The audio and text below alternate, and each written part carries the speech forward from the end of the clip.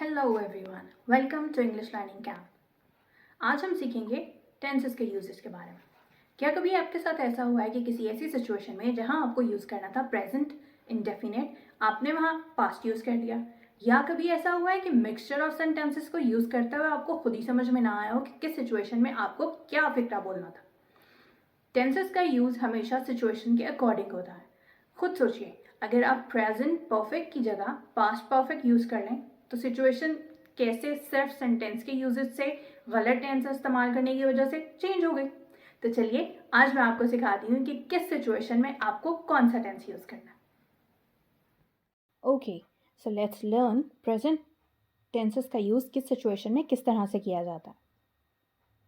Always use present, simple present tense or present indefinite tense to talk about permanent situations or about things that happen regularly, repeatedly, or all the time. For example, it always rains here in November. I play tennis every Wednesday. Water freezes at 0 degree. Present tense का इस्तेमाल या जिसे हम कह सकते हैं कि simple present tense, present indefinite का इस्तेमाल ऐसी सिचुएशन में जो परमानेंट होती हों या ऐसे एक्शंस जो रेगुलर बेसिस पे होते हों उनके लिए किया जाता है. अगर आप अपनी डेली हैबिट्स के बारे में बात करेंगे तो भी आप प्रेजेंट इंडेफिनिट या सिंपल प्रेजेंट टेंस में ही करेंगे.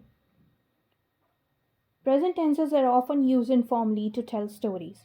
Here, simple present will be used for event, the things that happen one after another.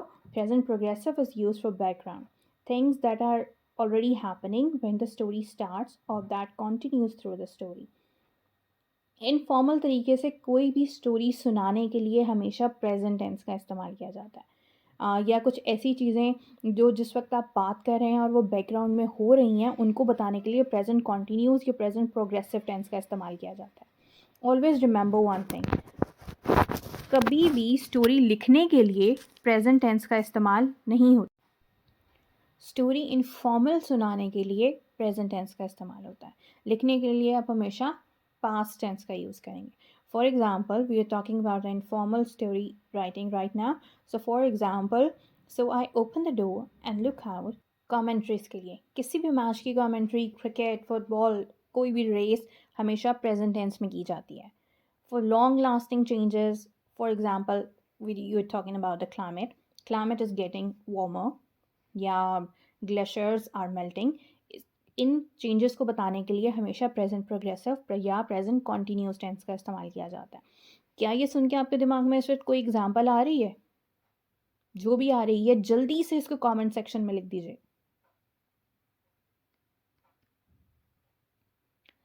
कोई ऐसा सेंटेंस जहां आप फ्यूचर का कोई प्रॉमिस करने जा रहे हैं, हमेशा प्रेजेंट टेंस में, जबकि सेकंड पार्ट फ्यूचर टेंस में किया जाता है.